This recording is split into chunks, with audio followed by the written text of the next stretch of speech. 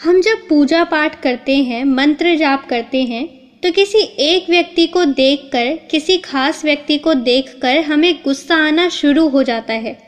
हो सकता है वो व्यक्ति आपसे कुछ ना बोले, कुछ ना कह रहा हो, कुछ उसने गाली ना दी हो, पर फिर भी हमें उसे देखकर गुस्सा आता है। हम चिड़चिड़े हो जाते हैं और हमें ऐसा लगता है कि वो व्यक्ति मेरी आंखों के सामने से हट जाए।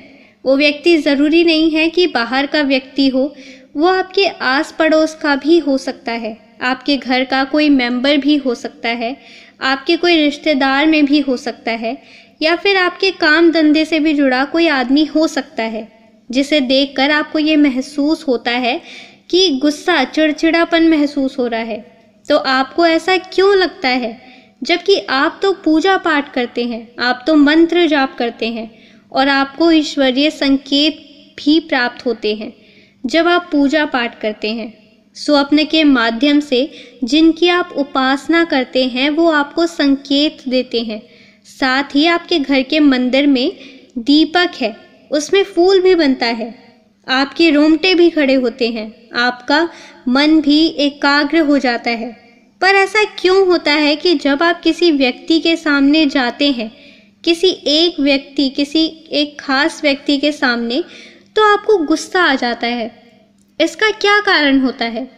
ये जो जानकारी है इसी तथ्य के ऊपर है कि गुस्सा आपको क्यों आता है। देखिए, जब आप नित्य पूजा पाठ शुरू करते हैं, मंत्र जाप शुरू करते हैं, तो एक पॉजिटिव ऊर्जा आपके अंदर आती है। एक सकारात्मक ऊर्जा आपके चारों तरफ, आपके उस मंदिर में, आपके घर में, आपके शरीर में प्रवेश करती है। और वो जो सकारात्मक ऊर्जा होती है वो इतनी पवित्र होती है, सात्विक और पवित्र होती है कि वो कोई भी गंदगी और तामसिक चीज़ों का परहेज करती है। तामसिक चीज़ें उसे बिल्कुल भी पसंद नहीं होती। वो नहीं चाहती कि कोई ऐसा व्यक्ति जो गंदा हो या अपवित्र हो या जिसके मन में मलिन विचार हो, वो आपका स्पर्श करे या आपके सामने आए।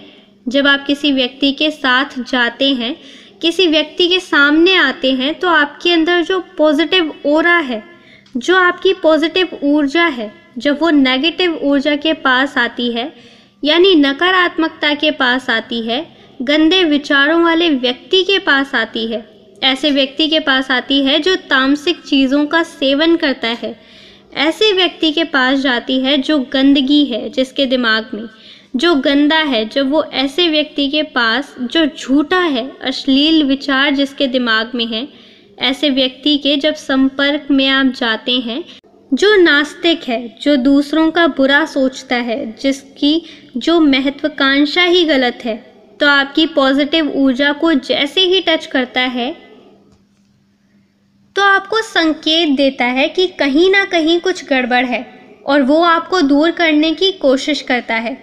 और ऐसा होता क्यों है?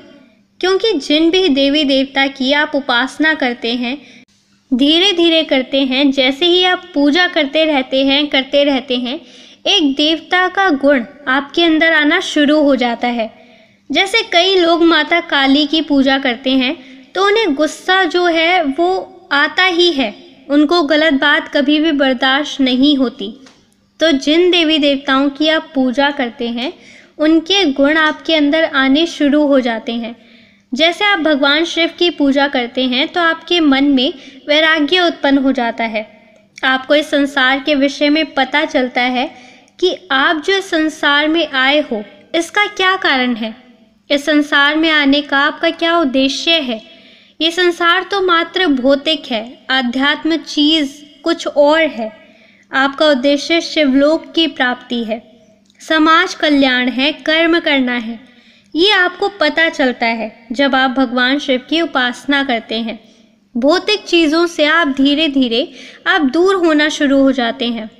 कोई मान्य नहीं रखती वो चीज़ें आपके लिए, और आप ईश्वरीय भक्ति में ही विश्वास रखते हैं। ऐसे ही हम माता काली की जब उपासना करते हैं तो गुस्से का गुण आपके अंदर आता है, क्रोध का गुण आपके अंदर आता है, और गलत चीज़ आपको बिल्कुल भी बर्दाश्त नहीं होती।